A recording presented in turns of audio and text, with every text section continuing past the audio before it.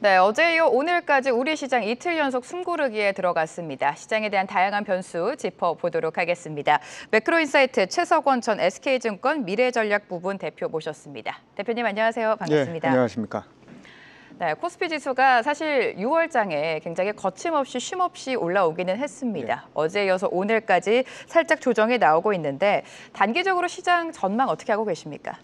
예, 일단 뭐 네. 조정이 시작이 됐고 네. 조금 더 조정을 이어가야 된다고 봅니다. 어. 예, 이거 그리고 또 이게 뭐 건강한 조정 이렇게 얘기하면은 사실 지금 주식 시장에 매일 계시는 분들은 속상할 수는 있죠. 예, 네. 속상할 수는 있지만 이제 시장을 큰 흐름으로 보면 시장이 계속 올라갈 수는 없죠.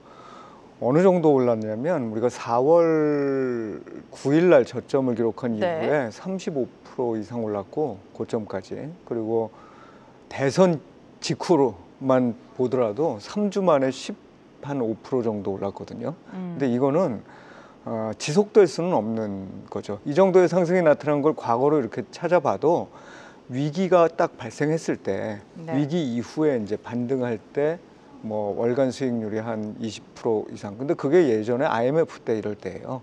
그러니까 사실은 2002년도 이후로 보면 이런 일이 거의 없었으니까. 근데 당연히 이렇게 빠르게 올라가면 뭐 국내 투자자들뿐만 아니라 외국인들도 지금 팔고 있는데 이런 빠른 정도의 상승이라는 건 종목별로 보면은 뭐 50% 나아가서는 2배로 올라간 종목들도 꽤 보인다는 거거든요. 그러면 당연히 그 기관 투자자들이 대부분일 텐데 비중 조절을 좀 해야 되는 필요성들이 네. 또 생기게 됩니다. 그러니까 지금은 조정 기간에 들어가 있고 다만 이 전체적인 어떤 이 상황을 자꾸 이제 조정이라고 말씀드리는 건 이제 추세 하락의 시작이냐라고 보기에는 주변의 여건들이 많이 좋은 상태예요. 그래서 이제 그런 면들을 감안하면 지금 조정 국면이고 그 이후에 조정이 마무리되면은 다시 지난번 고점 이상으로 올라갈 거다 이렇게 생각하고 있습니다. 네, 건강한 조정이라기보다는 최근에 단기간에 급등이 나왔기 때문에 긴 호흡으로 봤을 때 한 번쯤은 쉬어가야 된다. 여기서 중요한 건 하락으로 돌아섰냐라는 것 같은데 하락 추세로 돌아섰다고는 판단하시지 않는 것 같습니다. 지금 보면요. 하우스들에서 코스피 지수 전망을 3,500까지 올려잡았고 4,000P를 얘기하는 증권사도 있습니다. 네. 대표님은 어떻게 예상하세요? 네, 그 뭐 근거가 있는 얘기들이죠. 네. 왜냐하면 일단 이 주가를 뭐 지수가 됐든 개별 주가가 됐든 주가를 형성하는 요인을 좀 분해해 보면 하나는 결국은 실적이잖아요. 그다음 이제 또 하나는 밸류에이션일 텐데 실적 부분에서 사실 1분기 저점일 가능성이 좀 높다는 게 전반적인 시각들입니다. 게다가 이제 새로운 정부가 들어서면서 이 추경을 또 한다고 하고 또 한국은행은 금리를 추가적으로 더 인하할 것 같이 보인단 말이죠. 네. 그러니까 유동성이 공급이 되면서 우리가 1분기에 경기 저점을 기록한 거 아니냐. 그러면 그 이후에 사실은 이제 조금씩 회복되는 모습이 나타날 거다. 그리고 미국의 경기 침체에 대한 우려를 많이 했는데 실제 나타나는 미국의 지표들은 조금 둔화되는 건 맞지만 경기 침체까지 이어질 것 같지는 않고 경기 침체가 이어지지 않는데 조금씩 둔화된다면 좀 이 연준 입장에서는 편안하게 금리 인하의 하반기 때 예상만큼 뭐 한 2번 정도는 하지 않을까라는 생각을 가질 수 있죠. 이제 그게 실적 부분의 얘기라면 또 하나는 밸류에이션 측면의 얘기예요. 이게 밸류에이션 측면이 더 중요한데 우리나라가 아주 전통적으로 밸류가 낮았던 국가잖아요. 그런데 이제 지금 밸류에이션이 최근의 상승으로 좀 올라오긴 했지만 올라왔음에도 불구하고 이 절대적인 수준으로 보면 이게 높다고 볼 수 없는 수준이다. 그런데 이번 정부가 나서서 사실은 여러 가지 자본시장 선진화와 관련된 그래서 궁극적으로는 코리아 디스카운트를 해소하기 위한 여러 가지 정책들을 마련하고 그게 여대 야소 국면 하에서 빠르게 좀 신속하고 또 좀 강하게 추진될 수 있다는 믿음을 주고 있는 상황이라서 만약에 밸류에이션이 정말 선진국까지는 안 가더라도 그 중간 정도만 가더라도 똑같은 이익 규모나 또는 자산 규모 대비해 가지고 곱해지는 배수가 달라지는 거니까 굉장히 큰 상승을 가져올 수도 있어요. 그래서 실제로 저도 올해 이제 그런 부분들이 빠르게 진행이 되면 3,500 이상으로의 상승, 3,600, 700까지의 그 상승도 코스피 기준으로 가능한 상황이 아니겠느냐 이렇게 보고 있습니다. 네, 지금 시장 상황이 나쁘지 않고 매크로도 마찬가지입니다. 미국 경기 둔화에 대한 우려가 있었는데 그만큼 미국 경기가 꺾이지 않았고요. 말씀해 주신 것처럼 상법 개정안이 처리가 돼야 시장 상승을 유도할 수 있을 것 같은데 구체적으로 어떤 요건들이 필요하다고 보십니까? 네, 일단 말씀드린 대로 뭐 국내 경제도 좀 안정이 되고 네. 이제 지금 아까 제가 예상한 것처럼 미국도 금리 인하를 좀 해야 되죠. 금리 그렇죠. 인하를 해서 전체적으로 경기를 부양할 거라는 어떤 의지가 좀 심어져야 되는 게 이제 기본적인 전제 조건일 거고요. 그다음 이제 결국 상법 개정으로 돌아오면 상법 개정뿐만 아니라 자본시장법 개정도 이제 포함이 될 텐데 크게 중요한 거는 결국은 주주 충실 의무잖아요. 근데 주주 충실 의무 중에서 예를 들면 뭐 감사위원회 분리 선임이라든가 뭐 이런 부분들도 있지만 이제 일반 주주들을 위한 뭔가 그러니까 대주주뿐만 아니라 일반 주주들을 위한 뭔가 이 대책들이 거기에 포함돼야 되고 거기에는 대표적으로 우리가 이사회라든지 또는 주주총회라든지 이런 게 이제 어찌 보면 약간 불투명한 구석도 있고 네. 또 합리적으로 운영되지 않더라도 일반 주주가 할 수 있는 말들이 별로 없는 그런 창구가 없는 상태였는데 그런 거를 좀 해소시켜 줄 수 있는 집중 투표제라든지 아니면은 뭐 전자 투표제라든지 이런 것들이 본격적으로 좀 도입돼야 될 필요가 있을 거고 그다음 정말 중요한 건 그 자사주 소각과 관련된 이거는 이제 이 자본시장법 쪽에 속하는 얘기일 텐데 자사주 소각 의무 이게 상법 쪽일지 자본시장 쪽일지 약간 법 쪽일지 약간 이제 두 개가 중첩되는 부분일 텐데 자사주를 샀다가 이거를 이제 대주주들이 사실은 이런저런 뭐 분할이라든지 합병이라든지 이럴 때 이 의결권을 다시 부활시키는 이런 걸로 사용을 했었는데 네. 이제 그러지 않고 자사주를 매입한 이후에 일정 요건이 지나기 전까지 일정 또는 기간이 지나기 전까지 매도 반드시 소각해야 된다. 네. 이제 이런 조건들을 좀 마련해주고 거기에 덧붙여서 이제 배당과 관련된 세제들을 조금 더 현실화 시켜야 될 필요가 있겠죠. 배당과 관련된 세제 현실화라는 게 다른 게 아니라 배당을 받는 사람 입장으로 보면은 이게 좀 이 세율이 좀 낮아져야 되고 장기 투자할수록 또 세금이 좀 낮아져야 되는 이런 부분이 있을 거고 기업 입장에서는 배당 성향을 높이면 법인세를 좀 깎아준다든지 이런 게 이제 종합적으로 마련이 돼서 결국은 이게 부동산보다 더 좋은 투자 자산이야 이런 마음이 들어야 네. 된다는 겁니다. 이제 그렇게 만드는 것들이 이루어지면 아까 제가 말씀드렸던 이 수준의 주가 상승 그러니까 말하자면 그 선진국까지는 못 가더라도 그 중간 정도까지 갈 수 있는 밸류에이션의 상승이라는 게 이루어질 거고 그렇다면 이 밸류에이션이 물론 그 이익의 그 안정성에도 영향을 받기 때문에 이익이 중요하지만 이익이 어느 정도 안정적으로 뒷받침돼 준다고 생각을 하면 지수의 상승폭은 상당히 커질 수 있는 이런 여건이 아닌가 생각하고 있습니다. 네, 자사주 소각과 같이 주주가 우선시되는 적극적인 주주 환원책이 필요하다라는 말씀을 해주셨는데요. 외국인의 수급 동향도 중요할 것 같습니다. 우리가 긴 호흡으로 연간으로 봤을 때 외국인의 매도 규모가 컸습니다만 6월 한 달 만에 봤을 때는 그래도 좀 적극적인 매수가 들어오지 않았습니까? 네. 7월장은 외국인 어떤 포지션을 잡을 거라고 예상하십니까? 일단 뭐 단기적으로는 조금 조정, 그러니까 말씀드렸다시피 너무 많이 올랐기 때문에 네네. 이 부분에 대한 조정들이 좀 있어야 될 거예요. 그러니까 밸류에이션에 대한 기대가 분명히 이제 있긴 있지만 아직 네. 현실화되지는 않았잖아요. 그러니까 사실은 뭐 앞으로 정책이 다 성공적으로 수행되고 기업들이 그거에 따라서 적극적으로 배당을 확대하고 세제도 다 개편되고 하는 것들은 시간이 많이 걸리는 일이고 기대에 의해서 이미 좀 올라온 부분이 있어서 이 매도를 하면서 조금 이 정리하는 부분이 있을 거예요. 그런데 그럼에도 불구하고 우리가 한국 시장이라는 거에 대해서 비중을 중립 이하로 가져가야 되겠다고 의사결정을 내린 이후에 작년 하반기부터 올해 4월까지 굉장히 많은 규모를 팔았어요. 네. 특히 관세 전쟁이 시작되는 시점부터는 그렇죠. 네. 뭐 4월 한 달 동안 한 12조 이상 팔았으니까. 근데 그 작년 하반기부터 이 4월까지 한 40조 가까이 팔았거든요. 근데 그런 걸 보면 5월달, 6월달 지금 들어온 규모는 굉장히 미미한 수준이라고 볼 수 있습니다. 다 합쳐서 한 6조 원, 오늘 판 것까지 생각하면 그것도 당연히 안 되겠죠. 그러니까 비중 조절을 한국을 언더웨이트로 조절하고 있다가 이거를 이제는 좀 중립 정도까지만 올려도 괜찮겠다라고 생각을 하는 투자자들이 늘어날수록, 외국인도 한 명이 아니라 여러 명이니까 그런 투자자들이 늘어나면 늘어날수록 점점 이제 외국인들의 매수는 늘어날 거라고 봅니다. 그래서 지금이 그럼 그런 환경이냐? 말씀드렸다시피 아까 1분기 경기 바닥 이후에 회복되는 국면에 있다는 거를 모두들 이제 인지하기 시작하는 상황이고, 정부는 유동성을 계속 풀려는 어떤 의지를 갖고 있고, 그거에 따른 어떤 구축 효과의 불안은 아직은 시장에서 나타나고 있지 않고, 네. 게다가 밸류에이션과 관련돼서도 계속 올리겠다는 의지를 표명하고 있는데, 이러면 중립 이하로 내려갈 필요는 별로 없어 보인다. 게다가 대외적으로 보더라도 이미 그런 기대로 일본은 많이 올랐었고, 또 최근에 그 재정 정책, 특히 이제 방위 산업과 관련된 정책 때문에 유럽도 증시가 많이 올랐어요. 네. 그 미국도 정고점까지 다 갔잖아요. 그래서 밸류에이션이 다시 또 그렇게 싸지는 않은 수준까지 와 있습니다. 이렇게 보면 글로벌 투자자들 입장, 그러니까 우리나라로 보면 외국인 투자자 입장으로 볼 때 우리나라가 그렇게 썩 매력이 없는 시장이 아니다. 중립까지는 갈 수 있다라고 네. 본다는 거죠. 그러면 그렇게만 되더라도 외국인들이 지금 사야 되는 규모는 이 5월달, 6월달에 산 것보다는 훨씬 더 많은 규모다. 이렇게 볼 수 있겠습니다.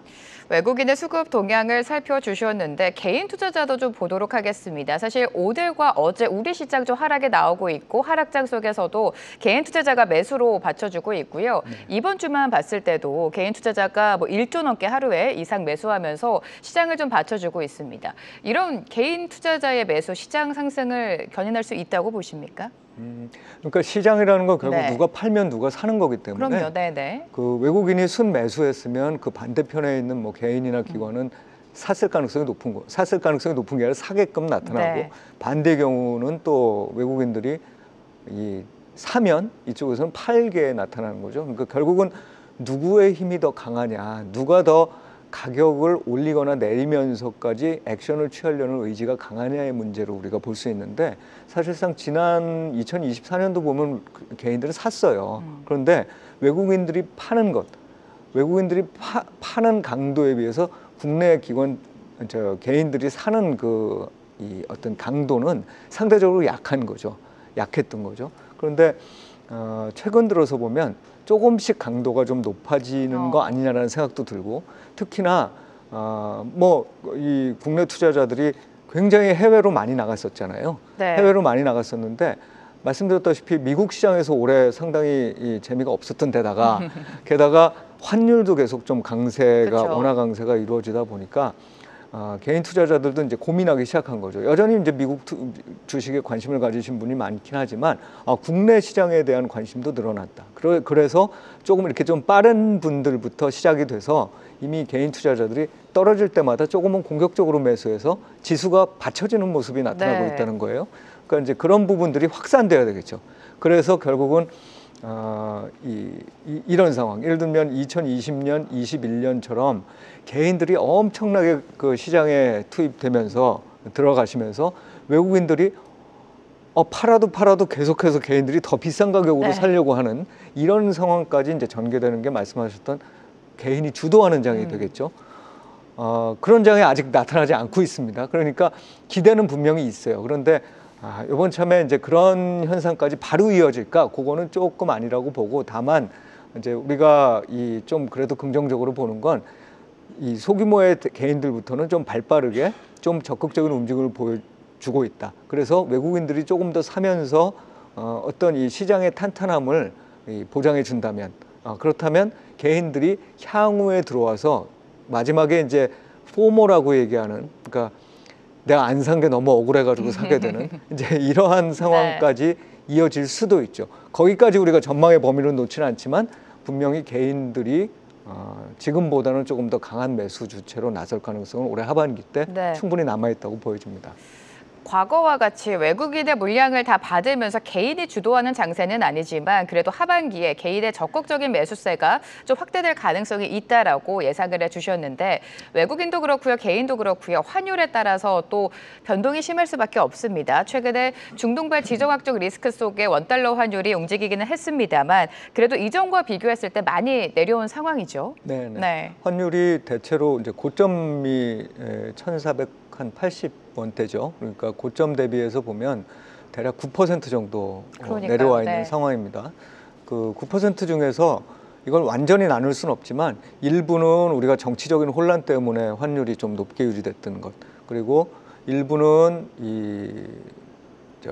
관세 전쟁 때문에 또 영향을 받았던 것, 또 외국인들이 매도하면서 나타나는 이 자금 흐름 측면에서의 또 환율 상승 요인, 이런 것들이 이제 반영이 됐다가 이런 게 다 조금씩 이렇게 좀 네. 약화된 상황이죠. 그래서 원래 달러는 뭐 고점 대비해가지고 많이 약해졌었어요. 한 10% 정도 약해진 상황인데, 그거에 비해서 우리는 조금 전에 말씀드렸던 그런 요인들로 별로 강해지지 못하고 있다가 이제 본격적으로 이게 강해진 거죠. 그런 현상이 5월, 6월 이렇게 해서 집중적으로 나타났다고 볼 수 네. 있습니다.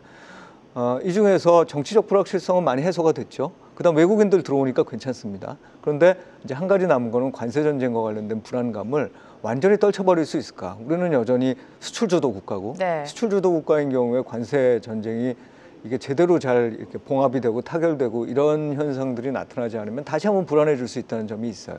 이제 그런 부분들을 반영하기 때문에 당분간 적어도 한 지금 UAE가 뭐 7월 8일까지로 했다가 이거 좀 더 연장될 가능성이 있는데, 어쨌든 7월 중에는 조금 지금과 비슷한 수준에서의 움직임, 이게 팽팽하게 양쪽 저희가 맞물리고 있잖아요. 그런데 이제 그 이후에는 어쨌든 관세 전쟁은 마무리 국면으로 갈 거 아니겠어요. 그러니까 이거를 봉합 국면이랄까요? 네네. 그런 국면으로 간다고 보면은 우리 이 환율도 추가적으로 더 내려갈 가능성이 높다고 봐야 되겠죠. 이러면 외국인 투자자 입장에서 보면 매력도가 좀 더 상승하는 것이고, 국내 투자자 입장에서 보면은 미국에 대해서 그렇게 집중했던 투자에 대한 매력도가 조금은 낮아지는 거니까 당연히 국내 증시에는 좀 우호적으로 작용할 수 있겠다 싶습니다.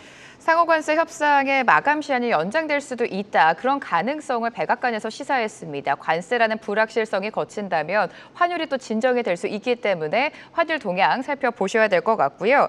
자, 지금 어떤 종목, 어떤 섹터를 담아야 될지 고민이 많으실 것 같습니다. 조방원이라는 단어 워낙 많이 들어보셨을 테고, 네네. 오늘 장에서는 뭐 방산주 여전히 달려주고 있고요. 원전주도 뭐 원전 해체 소식과 함께 시세를 내주고 있는데, 기존의 주도주였던 조선과 방산, 원전 어떻게 하반기에 전망하고 계십니까? 기본적으로 이 업종은 이미 많이 올라서 좀 조정을 받기도 했죠. 네. 오늘은 이제 그 방산하고 원전하고 다시 좀 반등을 네네. 하는 모습이긴 한데, 6월 중으로만 놓고 보면 사실상 일부 좀 독특한 종목들 제외한 나머지 요 업종에 속한 전반적인 종목의 이 주가 흐름은 다른 쪽, 예를 들면 뭐 전력이라든지 네. 또 뭐 금융이라든지 이런 쪽에 비해서는 약했다고 보여집니다. 그게 이제 좀 그 소강 상태였다고 보여지는데, 그럼에도 불구하고 이게 좋았던 이유는 성장 스토리고, 그 성장 스토리는 아직 끝나지 않았다고 보는 거예요. 뭐 조선 같은 경우는 사실 이미 수주 잔량이 많기도 하지만 글로벌 경기가 좀 회복되면서 나타나는 어떤 그 수주에다가 더하기 이게 미국과의 관계 설정 속에서 사실은 조선업이 가장 큰 우리가 레버리지일 정도로 어찌 보면 가장 경쟁력 있는 산업 분야라고 네. 볼 수 있겠습니다.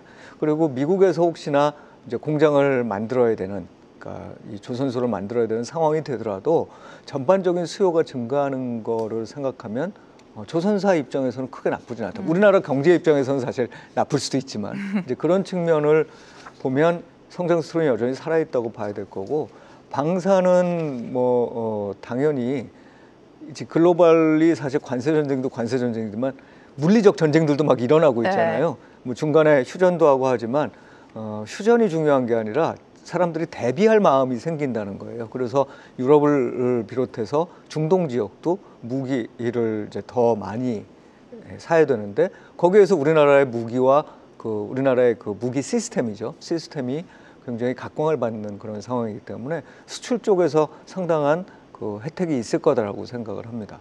이것도 역시 마찬가지로 성장 스토리라고 볼 수 있고, 원전 같은 경우는 이 AI를 비롯한 이 여러 가지 디지털라이제이션의 핵심에 전력이 있다는 걸 다들 이제 안 거죠. 그런데 그렇죠. 네. 갑작스럽게 뭔가 이거 신재생 에너지나 이런 걸로 전력을 늘리기가 쉽지 않습니다. 그렇다고 화석 연료로 계속 많이 쓸 수도 없잖아요. 그러다 보니 원전이 많이 이렇게 좀 경시되다가 어찌 보면은 이게 굉장히 중요한 에너지원이고, 이거를 안전하게 잘 보호하고 또 해체할 때는 정확히 잘 해체하고 이런 어떤 시스템을 만드는 게 중요하다고 생각하기 때문에 당연히 원전도 성장 스토리를 갖는 AI와 데이터 센터가 지속되는 한 그 성장 스토리를 갖는 네네. 업종이에요. 그래서 단기적으로 지금 조정 과정이고 좀 소강 상태지만 요게 이렇게 조정받는 날 올라가는 거는 그래도 장기적인 성장 스토리가 남아있다고 믿기 때문이거든요. 그래서 조정이 될 때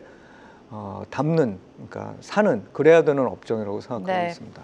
조선과 방산 원전은 긴 호흡으로 봤을 때 장기적인 성공 스토리가 있다. 실적도 당연히 뒷받침되고 있죠. 조정 시 매수 관점 여전히 유효하다라고 말씀해 주셨고요. 계속해서 섹터에 대한 점검 들어가 보도록 하겠습니다. 반도체도 빼놓을 수가 없는데 어제장 같은 경우에는 하이닉스가 29만 원 선까지 터치를 하면서 연일식 고가 행진을 이어가고 있습니다. 삼성전자는 오히려 오늘 조금 더 힘을 내주고 있는 양상인데 반도체주 이제는 좀 갈 수 있는 겁니까? 네, 반도체에 대해서도 네. 전반적으로 좋은 흐름을 보고 있습니다. 그중에서 결국 대표는 뭐냐면 AI라고 봐야 그렇죠. 되겠죠. 네. AI가 그 일시적으로 중국에서 이 데이터 센터 또는 고사양 반도체를 안 써도 할 수 있다.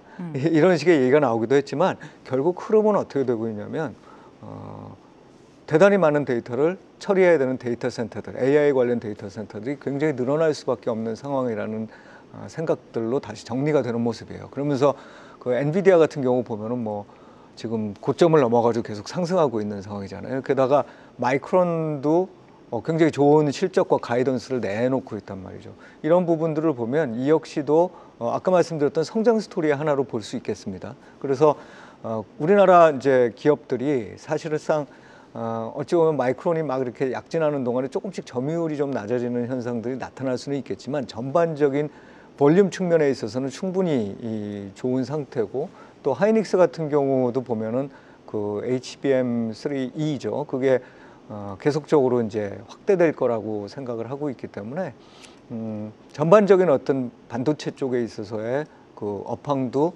좋다. 그래서 반도체 역시도 이게 자꾸 이제 조정시 매수 관점이라고 얘기를 해서 그렇지만 조정시 매수해서 좀 장기 보유하면 좋은 성과를 낼 수 있는 그러니까 이 아웃퍼폼할 수 있는 그런 어떤 업종이라고 생각하고 있습니다.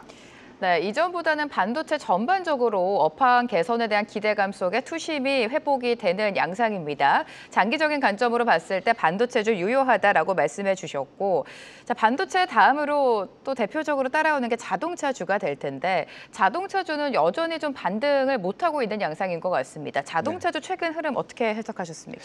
자동차나 2차 전지 같은 경우는 이제 결국은 그런 식의 장기적 성장 스토리를 우리가 생각할 수도 있는데 그게 이제 결국은 한번 지나간 거죠. 그 전기차 세상에 오면서 나타나는 어떤 그런 기대감들이 반영이 된 상황에서 지금 이제 그 부분에 계속 우리가 기댈 수 있느냐 생각해 보면 그거는 조금 좀 어려울 것 같아요.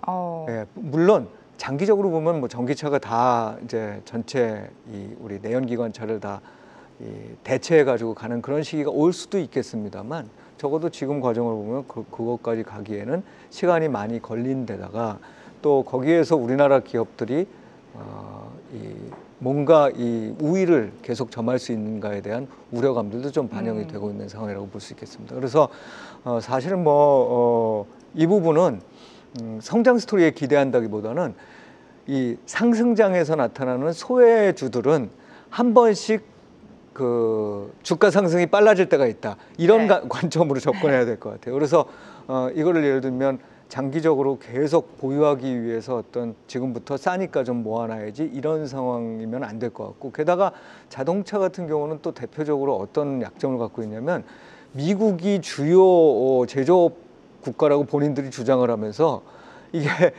말하자면 관세 전쟁의 핵심 산업이 되고 있는 거예요. 그래서 이제 그런 측면에서도 단기 대응하는 게 좋은 업종이라고 생각하고 있습니다. 네, 조선과 방산, 원전, 반도체와는 다르게 자동차와 2차 전지는 살짝 보수적인 전망을 제시해 주셨습니다. 참고해 보시기 바라고요. 최근 또 가파른 상승을 보여줬던 게 네이버와 카카오입니다. IT 관련해서 강력한 매수세를 받아갔다가 오늘 장에서도 좀 조정이 나오고 있죠. 여전히 관심을 유효하게 봐야 될지 궁금한데 어떻습니까? 저는 사실 이쪽에 대해서는 네. 뭐 자세한 얘기는 하기 어렵지만 아주 직관적으로 우리가 생각을 해보면 네. 과연 네이버나 카카오가 사실 이전에 글로벌 주요, 특히 미국의 주요 기술 기업들이 약진하고 있음에도 불구하고 우리나라는 방어된 거잖아요. 네. 네이버, 카카오에 의해서 검색 시장도 마찬가지고 또 메신저 시장도 마찬가지고 방어가 된 건데 AI 부분에서도 과연 그럴 수 있겠느냐의 점인데 AI 부분에서는 상당한 어려움이 좀 있을 것 같다고 봅니다. 이미 생성형 AI를 써보면 아시겠지만 그 언어적인 장벽 문제는 많이 해소가 됐다고 보고 네. 있어요. 그리고 일단 글로벌 데이터베이스 관점에서 보면은 카카오와 네이버가 약점을 갖는 것도 또 사실이라고 생각이 듭니다. 그래서 최근에 정부가 막 지원해 줄 거고 이게 K 컨텐츠하고 AI하고 한번 해보세요 이래가지고서 열심히 지원하니까 지원하게 되면 매출도 늘고 사실은 비용 절감 효과도 생기니까 ROI도 높아지고 이런 현상이 나타날 건데 그 정도의 상황만으로 이 업종의 장기적 상승세를 우리가 다 그냥 담보할 수 있느냐는 조금 더 두고 봐야 되는 문제라고 네. 생각합니다. 거기서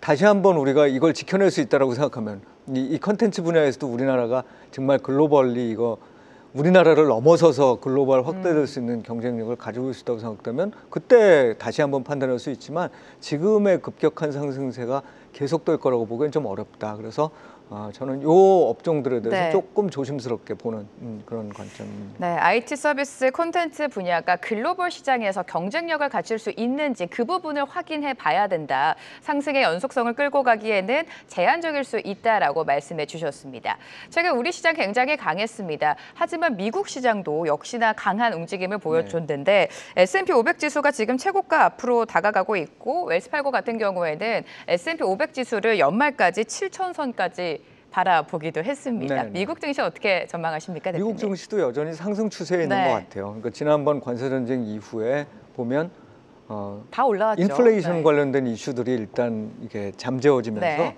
이제 전고점으로 다 올라왔고 일부는 이제 전고점을 넘어서까지 올라온 이런 종목들도 생기고 있기 때문에 기본적으로 여기에 9월달 이후가 되더라도 연준의 금리 인하에 대한 기대까지 합쳐지면 상승 추세는 유효하다고 생각을 하고 있습니다. 다만 이 상승이 지금 현재 밸류에이션 리레이팅과 관련된 이슈까지 포함돼서 상승하고 있는 우리나라 시장보다 더 아웃퍼폼할 거냐, 더 올라갈 거냐는 그건 사실 아닐 가능성이 높다고 보는 거예요. 그래서 분명한 거는 미국 시장이 상승하는 것 맞을 것 같은데 달러와의 약세 가능성과 또 리레이팅 되고 있는 우리나라의 어떤 증시 이런 걸 보면 상대적으로 지금 우리나라가 유리한 국면이 아닌가라고 생각이 드는 거죠.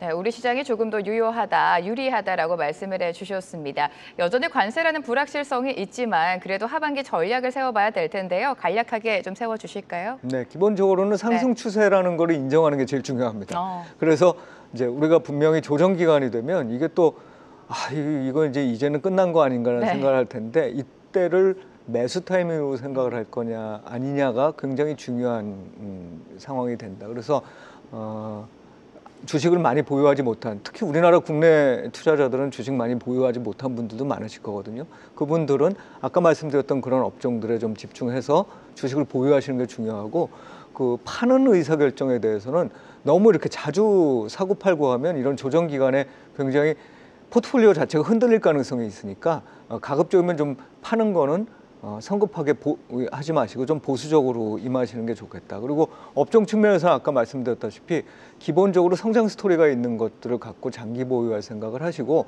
또 정책이 지금 많이 나오고 있거든요. 이 정책과 관련된 수혜주들을 좀 점검해 보시는 게 좋습니다. 그 정책 수혜 중에 대표적인 게 반도체도 또 들어가는 것이고 또 신재생 에너지 같은 것도 들어갈 겁니다. 네. 그래서 정책이 어떻게 되는지를 잘 살펴보시고 거기에 따른 어떤 수혜를 충분히 분석한 이후에 정책 수혜주를 사셔보자 이 얘기를 드리겠습니다.